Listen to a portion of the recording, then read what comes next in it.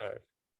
What's up, guys? So this is episode 3 of Soccer Talk with Lauren. This is Lauren, in case you haven't been Hello. watching the other Me. ones. Thanks for coming again. Appreciate it.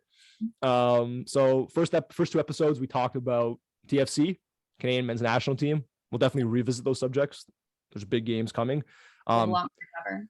you have any updates, by the way, for us for the game on the 30th? I know there's a game on the Um, 27th too, but so tickets are getting resold tomorrow. okay. So now it will be as many people trying to buy tickets again when there's only 50% of the tickets available now.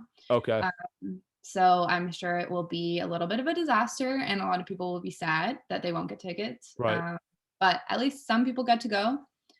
So are you in that boat? Like you're just gonna have to like go on Ticketmaster and just like see what's up? Yeah, because I'm part of Voyageurs, like we have our access to our own like group of tickets. Okay. So but the sale is at the same time as the main Ticketmaster one. So yeah, I'm just gonna go on and hope for the best. Yeah, that's a big game. Yeah, no, it looks like right now I'm gonna watch that at my cousin's place. So, but we'll Right. see. I mean, maybe I'll dabble on Ticketmaster and see if I If I can get get an lucky. extra, I'll You, transfer yeah. Let me know. Let me know perks of this highly successful soccer show. Yeah. um, I don't know if we're getting freebies yet. yeah. Now that would be funny. That would be funny. But hey, you never know. We gotta dream big. So it's all good. Yeah. So today I thought we would just talk about essentially like the role of either playing or watching soccer has had in our lives, and we can go like through like life segments, I think. So I'll just start. I'll break the ice. So basically, like for me, let's go up until age 12. So I lived in a certain part of the city growing up, and I played soccer. I played like house league and rep. Like I was never that good. I mean, I'm still not that good, but whatever. That's a different story. Uh, that's a different story. And then I think my family moved to an area which I wasn't familiar with, and that didn't have as much green space. And I also got cut from the team, and so then I quit up until age 17. So I'll tell you what happens next. But yeah, your turn. So I grew up in Ajax and played pretty much since like 3-4 years old Yep. when they let you. Now I was interestingly very like hesitant to play rep. I played for like all-star teams, which were kind Right. of like the gap between house league and rep, but I just never really found a team that I really liked. I went to a bunch of tryouts, made a bunch of teams, but I didn't want to commit. And like Right. young preteen me thought I had way better things to do, which I didn't, and wish Yeah. I Oh yeah. yeah. So yeah, up until I didn't actually start playing rep probably until grade 8 or grade 9. Okay. Okay. Cool. So you played rep sorry, starting in grade 9 or up until? Yeah, starting. Okay. Cool. Like not until I was almost at high school did I start playing rep, and Okay. then I actually had like a bunch of good friends that were all on the same team, and I used to play house league with them. So I'm like, okay, this is Yeah. perfect. I'm gonna go try out for that team, and Yeah. it ended up being like a great 5-6 years. And then even once we all went to university, we continued to play in like a competitive women's league Nice. in the summers, like when we'd all come back from university, which was awesome because it was pretty much against all former rep teams that we played against back Okay. in the day too. Okay. And okay, so actually no, I'll say this for a little bit later in the story. It's a good question, but so like okay, so for me, I got to like age 12, and basically I just like fell off the radar of all sports. I basically just like whatever, like I was doing pretty well in school, but then I got into like like computer games and stuff. Basically, just like so for 5 years I was doing like nothing athletic, Right. and then around 16. Like I was like, oh yeah, this is probably not good here when I'm engaged in. I better change this. And so like it's funny because like I'm a dietitian now, so like I'm very into like nutrition and stuff. And that all stemmed like literally from soccer, because at 16 I'm like, okay, the only thing I'm good at is soccer, so like I might as well like relearn how to play. So that's basically just like what I did. Is I joined a bunch of like house leagues. I just started like practicing alone a bunch. Right. And then like from 16 on until like whenever, like I played intramural in university, and whatever the case may be, took some more time off later. But what happened to me, and this is the next question I want to ask, is right when I was at my peak love for the game, and probably like in like the hardest year of my life, which was like first year university, because I went to UFT and it was just like crap. I got injured. I think a stress fracture, which is only supposed to be like 6 weeks, but because like I wasn't like, how it is, like you get your first injury, you like want to keep playing, So, and then you just like, it just perpetuates for like a year. So like I missed almost a year as a result of that. But I know you had an ankle injury recently, but did you ever have any injuries like that, like set you back when you were younger, or are you like pretty much good?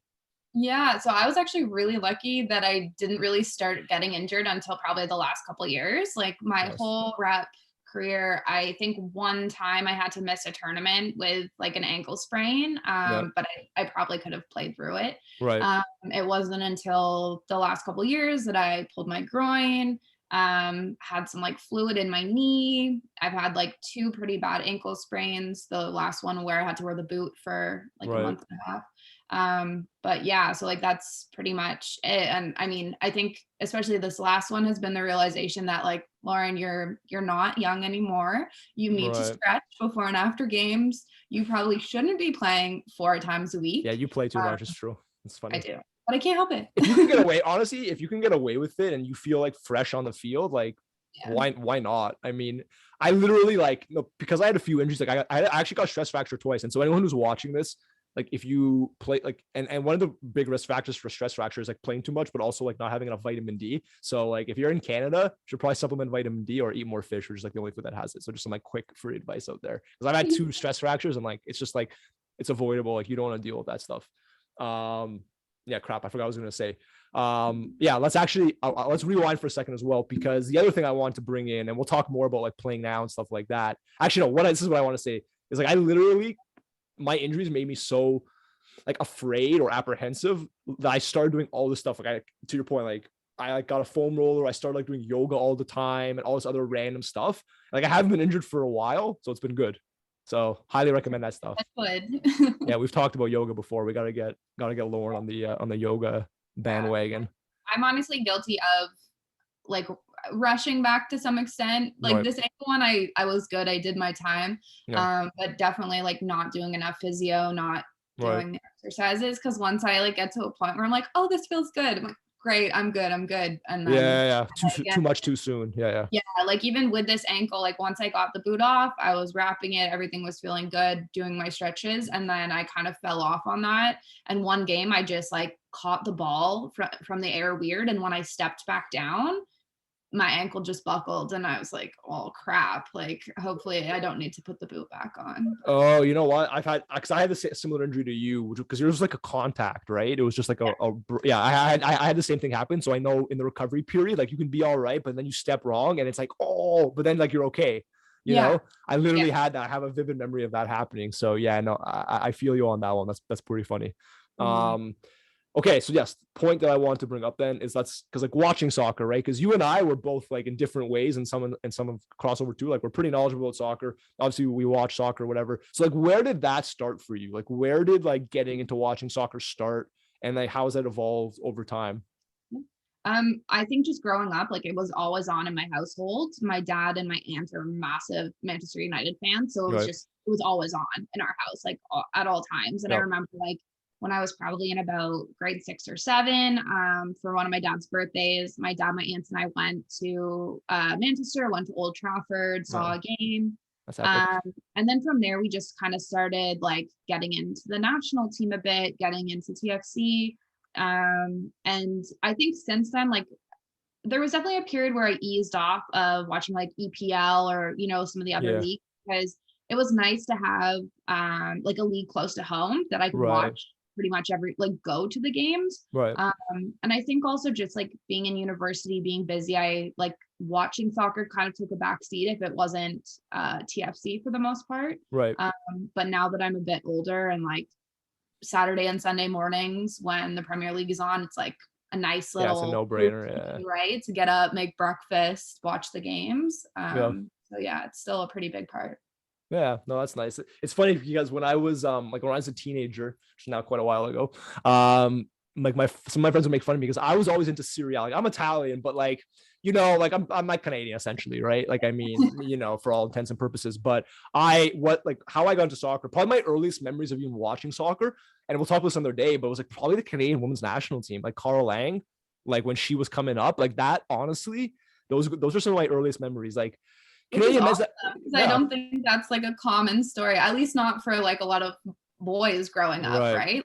Yeah. Well, they were good, right? They were good. Like we talked about this, I think off camera. I think. I mean, I remember Canada playing Sweden, and I was a teenager. I think I literally cried. I told you, I think I literally cried after the game. Like I don't cry. Like I can not even count on my hand how many times I've cried in the last like 20 years. But I literally cried after the Canada Sweden game because we lost that game, and I just like I can't remember all the finer details because it would have been like 20 years ago now. And I'm gonna Google it, but anyway, that's the story for another day.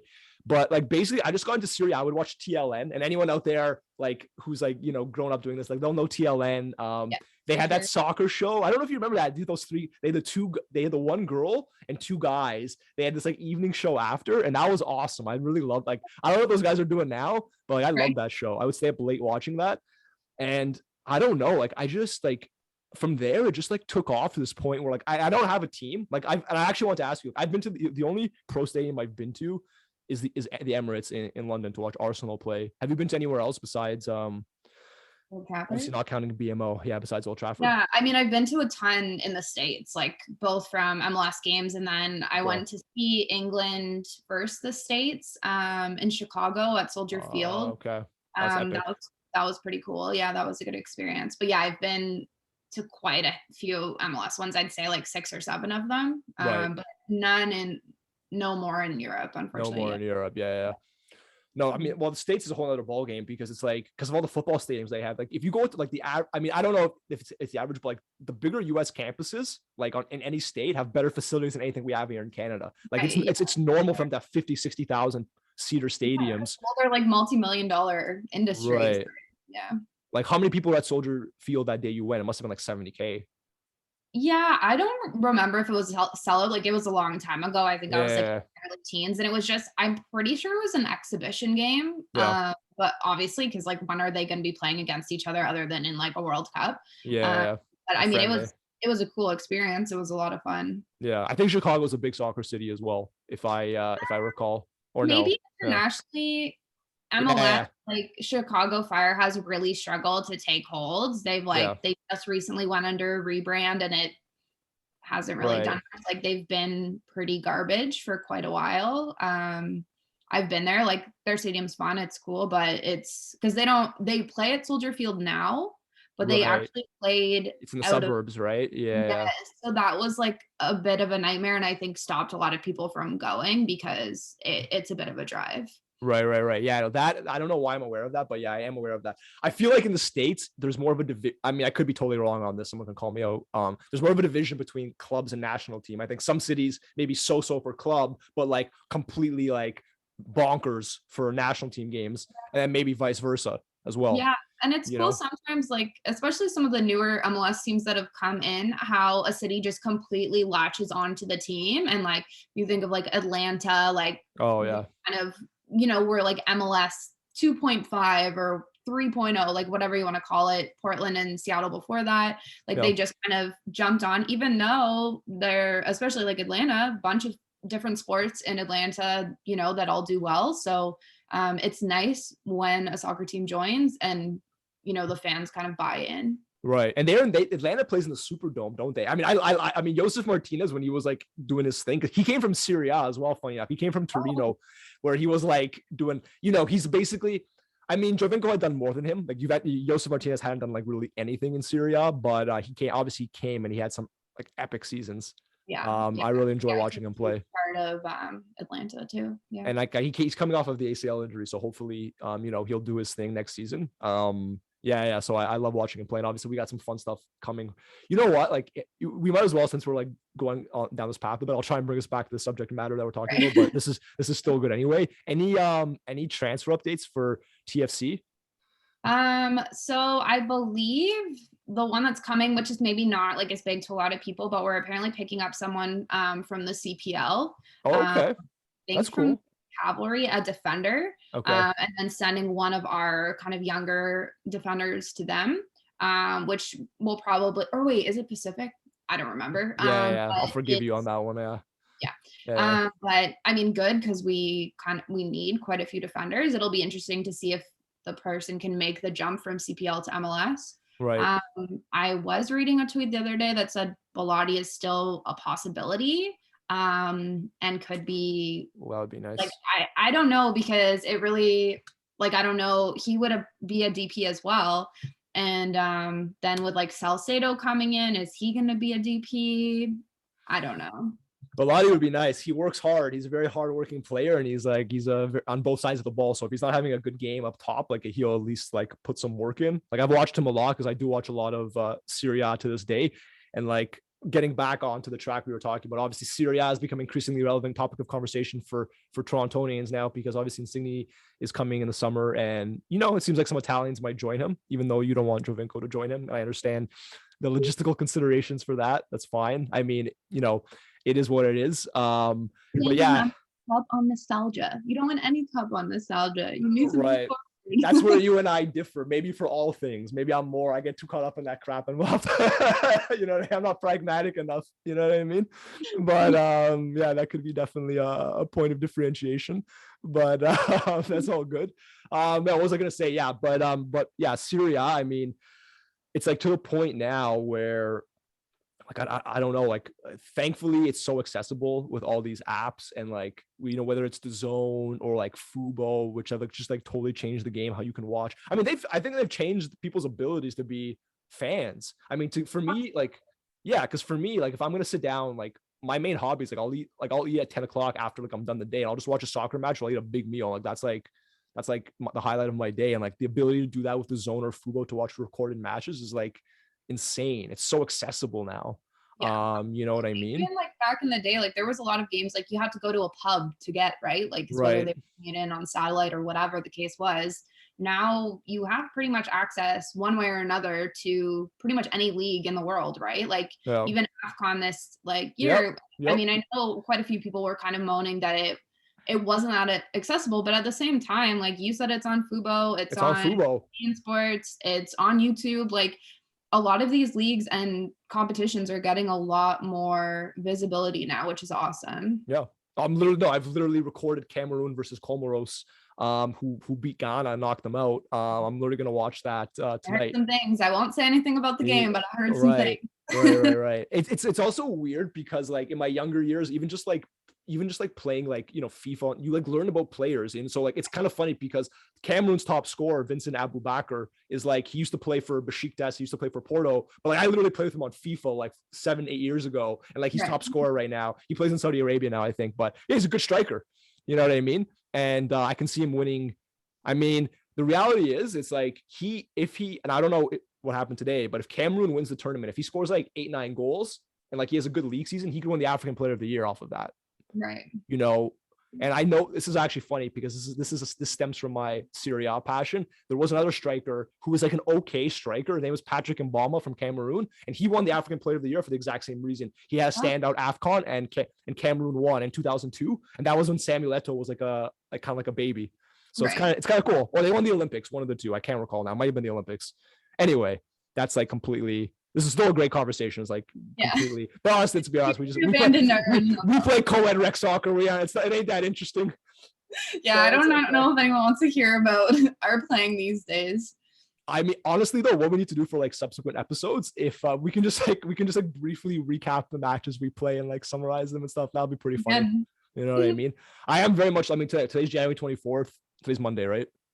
Yes. Yeah. So the first game back will be Tuesday, which is pretty epic. So I'm looking forward to. Oh wait, yeah. We're for both of us. That's probably our first game back.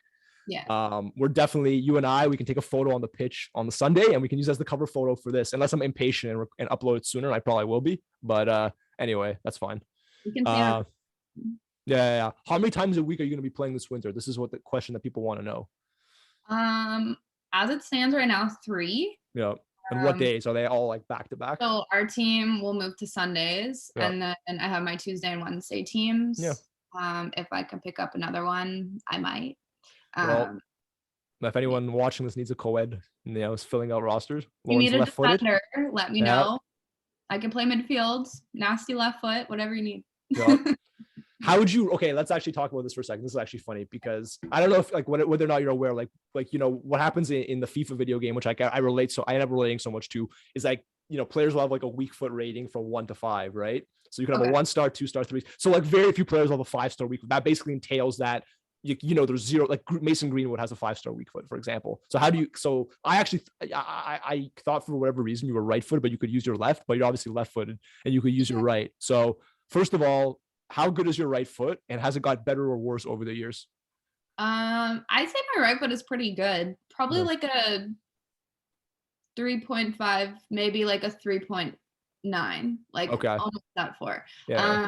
I think because like especially growing up, I was the only left-footed player on my rep team. Right. Like a lot of drills, you're automatically like using your right foot all the time. Yeah. And I don't know if it's just like I did notice like other left-footed players I've played with, we just seem to have a better ability to use both feet. Right. I know it's not all of Well, us. I'll tell you who doesn't have a better ability to use his weak foot is Arjen Robben. He's a 2-star. That's a 2-star Yeah. weak foot, just for reference. Yeah. You know? But no, like I feel pretty confident playing with my right. So can you do, would you do a long pass with your right if you had to? That's a good test. Yes, definitely not as confident with Yeah. it. Like especially if I'm playing on the right side and try and make a pass like up the line with my right foot, that's probably where you would see the weakness in it, I Yeah. would say. But I can still put in like a pretty good cross, a long ball. I can How about shoot shooting? You would shoot without thinking. Yeah. Yeah. You're probably, and that's like close passes I can do no problem. yeah. That sounds like a 3.5 to 4. I would say. Yeah. I would say like I actually like worked on my left foot like a ton, just because like when you get to a certain point, it's like your skill set is what it is. Like I'm not going to be a different type of player, so I'm like I might as well just like work on my weak foot, so like I can like at least hit long passes with my weak foot. I would say like, I might have been as low as a 2, as in like I would never use it, and then now I'm like I like to think like I'm between 3 and 4, and so yeah, there you go. Yeah, it's funny though because Flex. you see like professional players, Right. in front of net, they have a clear shot with their left foot, but they will insist on like turning, taking another 2 touches to be in a much worse position just so they can take a shot with their right. And like I've always found that to be baffling. Not Right. that I'm even trying to claim that I'm better than any professional player, Right. but like you're getting paid millions and you are unwilling to take a shot with your bad foot. Like that's always been mind blowing to me. It is, no, it's definitely surprising. But there's one guy I know. He's a legend, Brazilian, not this one. Adriano, another striker. He could have been as good as Ronaldo, but he, some things happened to him. Unfortunately, he didn't quite fulfill his potential. He was the opposite. He was left-footed, but like I think he was left-footed. He can never use his right, and he would always like, you know what I mean. Announcers would always say it. Yeah, you think it would just be like easy, but I guess some people are just like so good, like with one foot, that they just don't even care. I mean, Robin's the best example, but there's like Di Maria is probably like that as well. I can't think of anyone else who's like super one-footed, but yeah. There you go. Neither of us are, so we're cool. That's all good.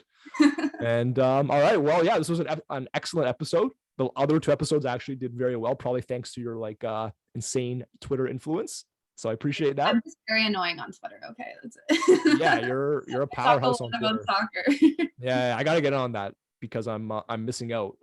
So I'm gonna. The hashtags to use now. I've prepped you. Yeah, you're gonna have to. Yeah, it's can MNT and then GOAT and TFC Live. Those are the 2. Yeah, I do listen. There we go. All right. Awesome. Well, if you guys actually watched this whole thing and listened, we appreciate you greatly. And then we'll see you next time. Yes. All right. Thanks, Lauren. All right. See you guys.